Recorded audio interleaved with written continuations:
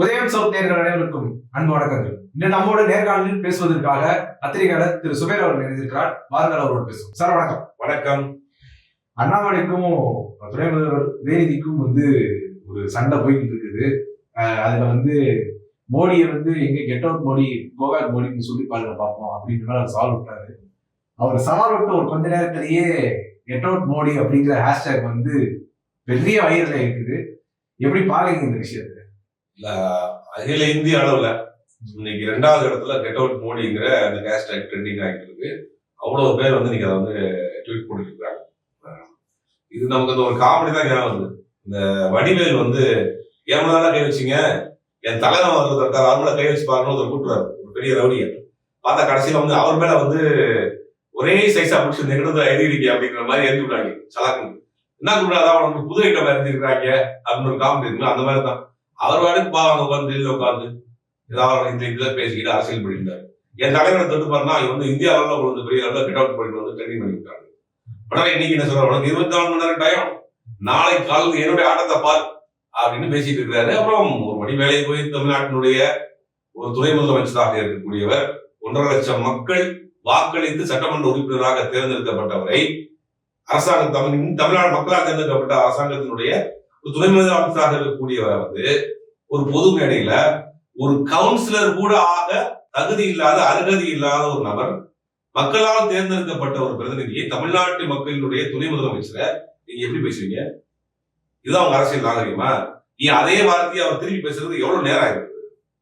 அவர் பேசுறதையும் பாருங்க, அண்ணாமலை அவர்கள் பேசுறதையும் பாருங்க.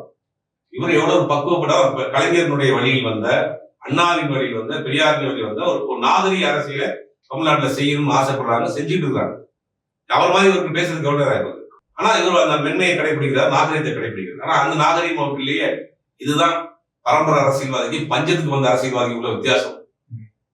ஒரு வைரலா ஒரு விஷயத்தை கொண்டு வரணும், ஒரு விஷயத்தை டைவெர்ட் பண்ணணும் அப்படிங்கிறதுக்காக என்ன வேணாலும் பேசலாம் அப்படிங்கிறதுக்காக இன்னைக்கு மாண்புமிகு துணை முதலமைச்சர் ஒருமையில பேசுறது, அவதூறு பேசுறது, முடிஞ்ச நாளை காலை வீட்டுக்கு வந்து பாலா போட போறாரு, காலங்காத்தால் வீட்டுக்கு பாலா போட போறாரு, இல்ல பேப்பர் போட போறாரு, வீட்டுக்கு வரணும் வாங்கன்றார். வீட்டுல நிகழ்ச்சிக்கு சொல்றாரு. அண்ணாரி வாழத்தினுடைய செங்கல் ஒவ்வொரு செங்கலும் நான் பிரிச்சிருக்க போறேன், கொத்தவரோட ஏமாத்தாரு செங்கலை பிரிச்சிருக்கிறது. அவர் சொல்ல நீங்க அண்ணா அறிவாளத்துக்கு வார்த்தை 2வது விஷயம். முதல்ல அண்ணா சாரங்களை என்ட்ரி ஆக அப்புறம் பார்க்கணும். திமுக ஒரு பெரிய வரலாறு, போராட்ட குணம் இருக்கு. அதெல்லாம் அண்ணாமலைக்கு தெரியல. வைகோவும் அவர்களுக்கும் இங்கேயும் திராவிட முன்னேற்ற கழகத்துக்கும் 91-92 காலகட்டத்தில் ஒரு பிரச்சனை வரப்ப அண்ணா அறிவாலயத்தின் வாசப்படியில படுத்துட்டு வந்த தொண்டர்கள்லாம் இன்னைக்கு இருக்கிறாங்க. இன்னைக்கும் அதே எழுச்சியோட அதை காட்டிலும் வீரியமான தொண்டர்களா இருக்கிறாங்க. நீங்க ஒரு பாரம்பரியமாக ஒரு கட்சியை பாரம்பரியமாக இருக்கக்கூடிய தொண்டர் இயக்கத்தை போற போக்குல ஒரு 5 வருஷத்துக்கு மேல அண்ணாமலைக்கு யாரு தெரியும்? அண்ணாமலைனா யாருக்கு தெரியும்?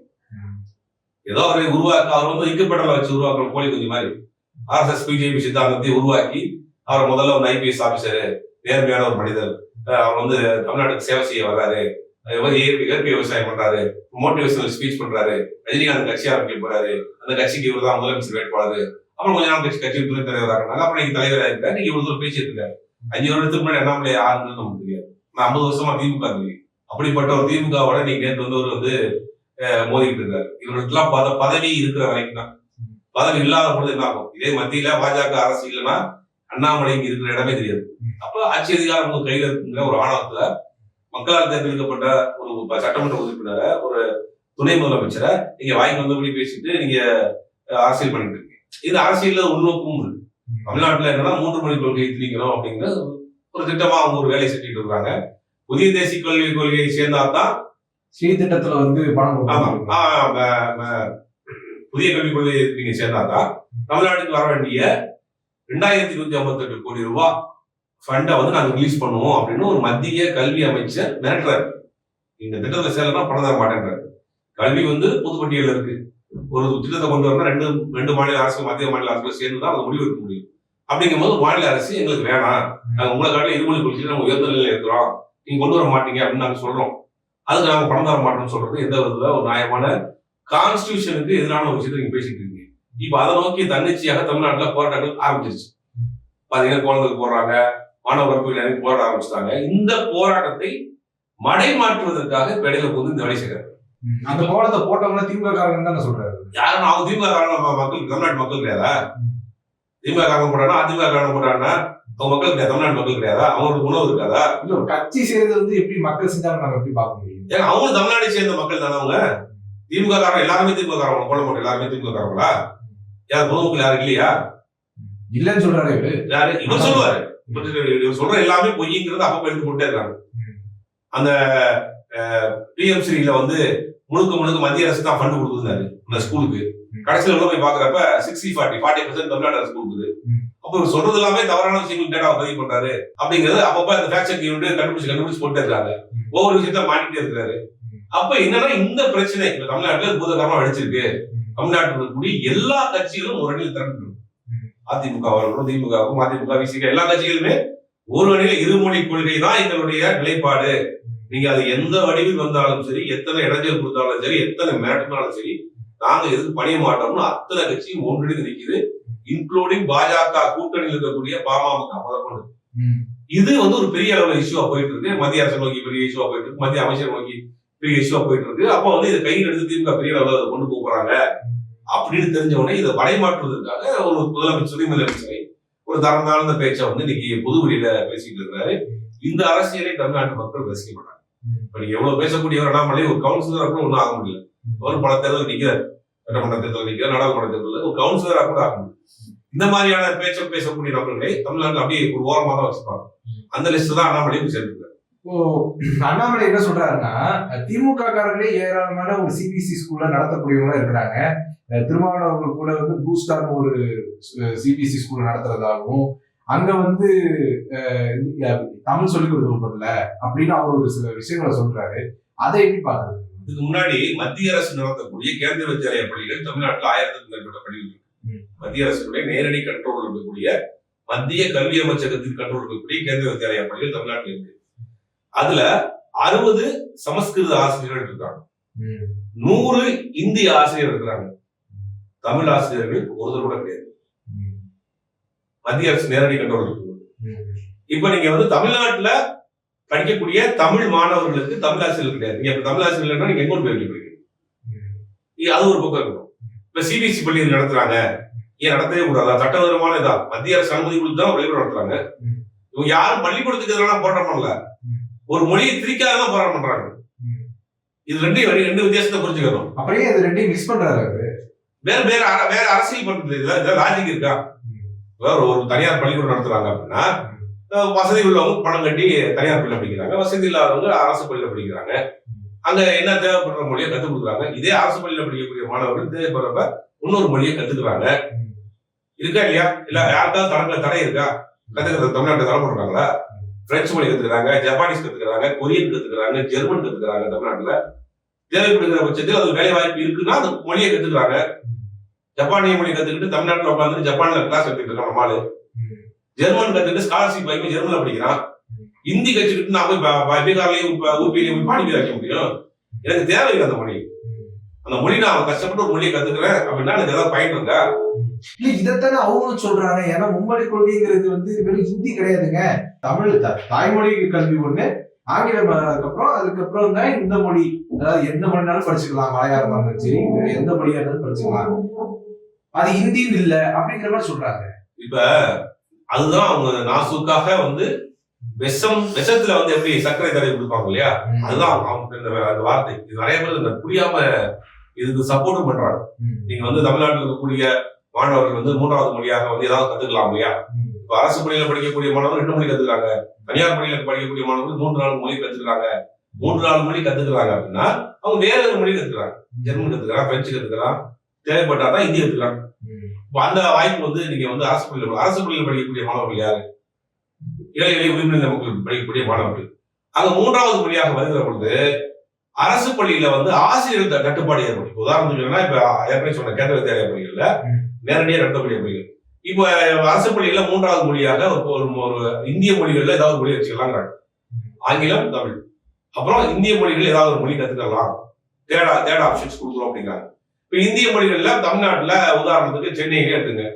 சென்னையில ஒரு அரசு பள்ளியில 3வது மொழியாக நீங்க ஏதாவது கத்துக்கலாம் அப்படின்னு கேட்கற ஒரு பள்ளியில 30 பிள்ளைங்க இருக்கு. ஒரு 10 பிள்ளைங்க வந்து ஒரிசா கத்துக்கிறேன், 10 புள்ள வந்து நான் வந்து மலையாளம் கத்துக்கிறேன், அதுக்குள்ள வந்து மராட்டி கத்துக்கிறேன்னு வச்சுக்க. இதுக்கு ஆசிரியர்கள் எங்க போய் அப்ப ஆட்டோமேட்டிக்கா என்ன பண்ணுவாங்க, ஹிந்தி கத்துக்கிறக்கூடிய சூழ்நிலை வரும். அப்ப ஹிந்தி கத்துக்கிற சூழ்நிலை வரப்ப தாய்மொழியை கொஞ்சமா இழக்க ஆரம்பிச்சிடும். எங்கெல்லாம் 3வது மொழியாக இந்தியை கொண்டு போய் வச்சாங்களோ அந்த மாநிலங்கள் எல்லாம் இன்னைக்கு தாய்மொழியை இழந்து நிக்குது. மகாராஷ்டிரா மராத்தி பேசினாங்க, பீகார்ல வந்து பிகாரி மொழி பேசினாங்க, குஜராத்ல குஜராத்தி மொழி. இன்னைக்கு இருக்கக்கூடிய பிரைம் மினிஸ்டர் குஜராத்தி மொழி பேசினவங்க தான். இன்னைக்கு அந்த மொழி வந்து இன்னைக்கு இல்லாம போயிடுச்சு. வெஸ்ட் பெங்கால்ல வங்காள மொழி தான் வங்காள மொழி ஏகப்பட்ட இலக்கியங்கள் இருக்கு, வரலாறு இருக்கு. நீங்க அதை இழந்து நிக்கிறாங்க. அங்கங்க வங்காளதேசத்தில் இருக்கக்கூடிய பாஜக தலைவர் நம்ம மொழியை காப்பாத்துங்கிறாரு. வங்காளதேசத்துல திலீப் கோஷ் ஒரு பேரு, அவர் சொல்றாரு நம்ம மொழியை காப்பாத்து. மகாராஷ்டிரா இருக்கக்கூடிய யார் ஆட்சிக்கலாம், மகாராஷ்டிரால இப்ப ஆட்சியில இருக்கிறா, மகாராஷ்டிரால பிஜேபி ஆட்சியில இருக்கு. அது வந்து பட்னாவிஸ் நீங்க வந்து முதலமைச்சரா இருக்காரு. அவர் என்ன பண்றாரு, உத்தரவு போறாரு, மகாராஷ்டிராவில அரசு மொழியாக அரசு மொழியில நீங்க வந்து மராட்டியில தான் பேசணும் அப்படின்னு உத்தரவு போறாரு. அப்ப 3வது மொழியாக வந்து நீங்க இந்திய கொண்டு வந்தா ஆட்டோமேட்டிக்கா தாய்மொழி சிதைஞ்சிரும். அந்த நோக்கத்தை தான் கொண்டு வரப்படுறாங்க. இது வந்து ஒரு நீண்ட நெறிய ஒரு பெரிய ஒரு வரலாற்று போராட்டம். ஒரு கலாச்சாரத்தை அழிக்கக்கூடிய, எப்படி ஒரு இனஅழிப்பு பண்ணாங்க அது மாதிரி மொழி அழிப்பு பண்ணக்கூடிய வழி. இது காலகாலமா ராஜாஜி காலத்துக்கு முன்னாடி இருந்து பலரும் வந்து அதை வந்து கையில் எடுத்துருக்காங்க, தோத்து போயிருக்காங்க. தமிழ்நாடு தந்தை பெரியாரா இருக்கட்டும், அண்ணாவா இருக்கட்டும், கலைஞரா இருக்கட்டும், பலரும் இதை வந்து முறியடிச்சிருக்காங்க. அதனுடைய நீட்சியாக இன்னைக்கு வந்து தமிழ்நாட்டினுடைய முதலமைச்சர் அதை கையில் எடுத்துக்கிறாரு, தமிழக அரசு கையில் எடுத்திருக்கு. அதற்கு பக்கப்படமா அனைத்து கட்சியும் தமிழ்நாட்டில் கூட இருக்காங்க, பின்னாடி மக்களும் திறன் நிற்கிறாங்க. கண்டிப்பாக இந்த சதியை முறியடிப்பாங்க, அதை மாற்றுக்கிறதே கிடையாது. இந்த நேரத்தில் ஒரே ஒரு விஷயத்தை மட்டும் யோசிச்சு பார்க்கணும். இதே நேரத்தில் இப்பொழுது அதிமுக அரசாங்கம் இன்னைக்கு தமிழ்நாட்டில் இருந்திருந்தா என்ன நடந்திருக்குங்கிறத கொஞ்சம் யோசிச்சுட்டு நம்மளால பார்க்க முடியும். என்ன நடந்திருக்கும், இதை வந்து மண்ணிட்டு பூத்தூவி வரவேற்றிருப்பாங்க. இந்த திட்டத்தை என்ன செஞ்சு போறாங்க, அதிமுக ராஜ்யசபா உறுப்பினர்கள் 11 பேர் போட்ட ஓட்டு தான் 3 வேளாண் சட்டங்கள் வந்துச்சு, சிஏஏ சட்டம் வந்துச்சு, ஆர்டிகல் 370 ரத்து பண்ணாங்க. முக்கியமான பல மக்கள் விரோத சட்டங்களுக்கு அத்தனையும் கண்ண மூடிக்கிட்டு ஆதரிச்சது வந்து அதிமுக தான். சரி, அது கடந்த காலத்துல ஆதரிச்சாங்க. இப்ப இருந்திருந்தா நான் சொல்றேன், ஒருவேளை தமிழ்நாட்டு மக்கள் பண்ணி ஒரு மிகப்பெரிய ஒரு புண்ணியம், இன்னைக்கு திராவிட முன்னேற்ற கழகத்தின் தலைமையிலான ஒரு கூட்டணி அரசாங்கம் இன்னைக்கு இருக்கு, வலுவா இருக்கு. இதே நேரத்தில் அதிமுக அரசாங்கம் அன்னைக்கு இருந்துச்சுன்னா இந்த திட்டத்திற்கு சத்தமே இல்லாம இந்த இடத்துல நிறைவேற்றிப்பாங்க, அதை யோசிப்பாங்க. அப்ப இன்னைக்கு வந்து ஒரு அதை எதிர்த்து போராடிட்டு இருக்காங்க, களத்துல நிக்கிறாங்க, எல்லா கூட்டணி கட்சிகளும் நிற்குது, மக்களும் பின்னாடி திறந்து நிற்கிறாங்க. இதை மடை மாற்றுவதற்காக இந்த மாதிரியான ஒரு ஒரு கீழ்த்தரமான வேலையை அவர் பேசுறாரு. இப்போ மத்திய அமைச்சர் தர்மேந்திர பிரதான் நம்ம சொல்லும் பொழுது தமிழ்நாடு இந்த விஷயத்துல இணையதா அப்படின்னா கண்டிப்பா ஒரு நிதி கிடையாதுன்னு அப்படின்னு ஒரு திமிர்த்தனமாகவே சொல்லக்கூடிய ஒரு விஷயத்த நம்ம பார்த்தோம். பொதுவா ஒரு மாநிலத்துல போய் ஓட்டு வாங்குறோம் அப்படின்னா அவங்களுக்கு ஏதாவது ஒரு நல்லது செய்யற மாதிரி செஞ்சு அவங்கள்ட்ட வாக்குகளை பெறுறதுக்காக ஏதாவது நீங்க ஊருக்கு அது செய்யறோம் இது செய்யறோம் அப்படின்னு பண்ணுவாங்க. ஆனா தமிழ்நாட்டை பொறுத்த வரைக்கும் இதே விஷயத்த வந்து ஃபாலோ பண்ணாம தமிழ்நாட்டுக்கு அகேன்ஸ்டாவே அவங்க மாறி இருக்கிறாங்க, வெளிப்படையா ஒரு ஸ்டேட்மெண்ட் விடுறாங்க. அப்ப தமிழ்நாடு ஒருபோதும் பிஜேபி ஆதரிக்காது அப்படிங்கிறதுனால இந்த நிலைப்பாடு பண்ணிட்டாங்க. இல்ல, அந்த நிலைப்பாடு இல்லை. அவர்களுக்கு வந்து திட்டங்களை சொல்லி வளர்ச்சிகளை சொல்லி என்னைக்குமே அவங்க ஓட்டு கேட்டது எந்த மாநிலத்திலும் கிடையாது. அவங்க என்ன செய்வாங்க, குறுக்கு வழியில தான் ஒவ்வொரு மாநிலத்திலையும் அவங்க ஆட்சி பிடிப்பாங்க. ஏதாவது ஒரு கட்சியை உடைச்சு அந்த கட்சியை ரெண்டாக்கி அந்த கட்சியை தன்வசப்படுத்தி அவங்க மக்கள் மத்தியில் ஒரு பிளவு ஏற்படுத்தி சாதி முதல்ல உண்டாக்கி இந்த மாதிரி தேர்தல் ஆணையத்தை வச்சு இவிஎம் வச்சு இந்த மாதிரியான குறுக்கு வழிகளை தான் ஒவ்வொரு மாநிலத்திலும் ஆட்சியை பிடிச்சிருக்காங்க. எந்த மாநிலத்திலேயாவது அவங்க போய் நாங்க இதெல்லாம் செஞ்சிருக்கிறோம், எங்களுக்கு ஓட்டு கொடுங்க, மக்கள்லாம் ஒற்றுமையா இருக்கிறாங்க, சந்தோஷமா இருக்கிறாங்க, எந்த மாநிலத்தை கேட்டு தேர்தல் பொது தேர்தல் அறிக்கையை கூட அவங்க பெருசா அது மாதிரி பேச மாட்டாங்க. அப்ப அவர்களுக்கு வந்து ஒவ்வொரு மாநிலத்திலையும் ஒரு இந்த மாதிரியான விஷயங்களை பண்ணி தான் ஆட்சியை பிடிச்சிருக்காங்க. இப்ப தமிழ்நாட்டிலையும் அவங்க 10 வருஷம் போராடிட்டு இருக்காங்க, அது தோத்து போயிட்டே இருக்காங்க. அவங்க வேற வழியே இல்ல, ரிவெஞ்ச் இருக்கக்கூடிய வேலையை செய்ய ஆரம்பிச்சுட்டாங்க. இப்ப அவருடைய அஜெண்டா வந்து ஒரே நாடு ஒரே தேர்தல் ஒரே மொழி, அதை வந்து தமிழ்நாட்டிலேயே இம்ப்ளிமெண்ட் பண்ணணும் அப்படிங்கிறத ஒரே நாடு ஒரே தேர்தல் பண்றோம், அதுக்கு எதிர்ப்பு. ஒரே மொழி ஹிந்தி, அதை கொண்டு வராங்க, அதுக்கு எதிர்ப்பு. அப்படிங்கும்போது இது எந்த வழியிலையும் உள்ள வர முடியல. இது பக்குவப்பட்ட மாநிலமா இருக்கு, படித்த மாநிலமா இருக்கு, ரொம்ப சிந்திக்கக்கூடிய மக்களா இருக்கிறாங்க, அரசியல் ரொம்ப அட்வான்ஸ்டா திங்க் பண்றாங்க அரசியல. இங்க நம்மளால கால் போதிக்க முடியல. அப்ப இங்க வந்து ஒரு பிரிவினை மக்கள் மத்தியில் சாதியை சொல்லுவோம், மதத்தை சொல்லி ஒரு பிரிவினை ஏற்படுத்துவோம் அப்படின்னு பார்த்தாலும் அங்கேயும் அதையும் ஆரம்பத்தை கிளி எறிஞ்சிடுறாங்க. அப்படிங்கிற ஒரு கோபம், ஒரு வெறுப்பு, ஒரு உச்சத்துல இந்த வேலையும் பண்ண ஆரம்பிச்சிருக்காங்க. இப்ப அண்ணாமலை சொல்லும் பொழுது என்ன சொல்றாருன்னா, பிரதமர் எங்க ஹிந்தின்னு எங்கேயாவது ஒரு இடத்துல பேசியிருக்கிறாரா அப்படின்னு ரொம்ப ஆவேசமா கேட்கிறாரு. ஹிந்தின்னு எங்கேயாவது பேசியிருக்கிறாரா, அவர் ஆங்கிலத்துல தானே பேசியிருக்கிறாரு அப்படின்னு சொல்றாரு. இது உச்சபட்ச காமெடி தான். அவர் இந்திய தவிர அவருக்கு எதுவும் தெரியாது. போற இடத்துல ஹிந்தி தான் பேசுறாரு. ஆங்கிலத்துல பேசுறதா சொல்றாரு. அமெரிக்க அதிபர் ட்ரம்ப்பே ஹிந்தியை பாக்குறப்ப ஹிந்தி தான் பேசிட்டு இருக்காரு. ம். எந்த கான்ஃபரன்ஸுக்கு போனாலும் பெரும்பாலும் எப்பயோ ரேரா தான் இங்கிலீஷ்ல பேசுறாரு. பெரும்பாலும் ஒரு இங்கிலீஷ்ல பேசுறாரு, ஹிந்தியில தான் பேசுறாரு. தமிழ்நாட்டுல வந்தப்ப டிரான்ஸ்லேட்டர் வச்சு ஹிந்தி தான் பேசுறாரு. அவர் பேசின ஒரே தமிழ் வந்து இனிய பொங்கல் நல் வாழ்த்துக்கள், இதுதான் அவர் பேசின அதிகபட்சமா பேசுறது தமிழா இருக்கும் நினைக்கிறேன். வணக்கம் பாரு, இதை வந்து இதெல்லாம் வந்து அது தமிழ்ல வந்து அவர் வந்து கவிதை பாடலான்னு ஒரு சொல்லிட்டு இருக்காரு. பட் நம்ம வந்து அவருடைய ஒரு மொழியை நம்ம வந்து கொஞ்சம் மதிப்பிடலாம். அவருடைய ஒரு தாய்மொழி எது அவர் பேசுறாரு, அது தவறும் கிடையாது. அவருக்கு எது நமக்கு கம்ஃபர்டபுளா இருக்கோ அந்த மொழியில பேசுறாங்க. மொழி முக்கியம் கிடையாது, அது சொல்லக்கூடிய விஷயம் தான் முக்கியம். ஆனா நீங்க மொழியை வைத்து தமிழுக்கு ஒரு அமௌண்ட் ஒதுக்குறீங்க நிதி, சான்ஸ்கிரிட்டுக்கு ஒரு அமௌண்ட் ஒதுக்குறீங்க, ஹிந்தி வளர்ச்சிக்கு ஒரு அமௌண்ட் ஒதுக்குறீங்க. இது ரெண்டையும் கம்பேர் பண்ணி பாக்குறப்ப தமிழுக்கு எங்கேயோ ஒரு போனா போது கொடுத்தா கொடுப்போம் ஒரு சவள பிள்ளைக்கு போடுற மாதிரியான ஒரு அமௌண்ட் ஒதுக்குறப்ப தான் உங்களுடைய பாகுபாடு இருக்குங்கிறத நம்ம பார்க்க வேண்டியது. அதான் நம்ம சொல்றோம், நீங்க தமிழையும் இந்தியும் ஒரே மாதிரி ஏன் நீங்க நினைக்க மாட்டீங்க? தமிழுக்கு இந்திக்கு ஒதுக்குற அதே நிதியை தமிழுக்கு ஒதுக்க மாட்டீங்க. தமிழ்நாட்டில் இருக்கக்கூடிய தமிழ் மாணவர்கள் படிக்கிறதுக்கு தமிழ் ஆசிரியர் கிடையாது. அப்ப நீங்க இதுல ஒரு இதுலயே தெரியுது நீங்க என்ன மாதிரியான கேம் கொண்டு வர போறீங்க. அதைத்தான் நம்ம எதிர்க்கிறோம். உங்களுடைய நேரத்தை ஒதுக்கி இவரோட கருத்துக்களை பாருங்க. நன்றி சார்.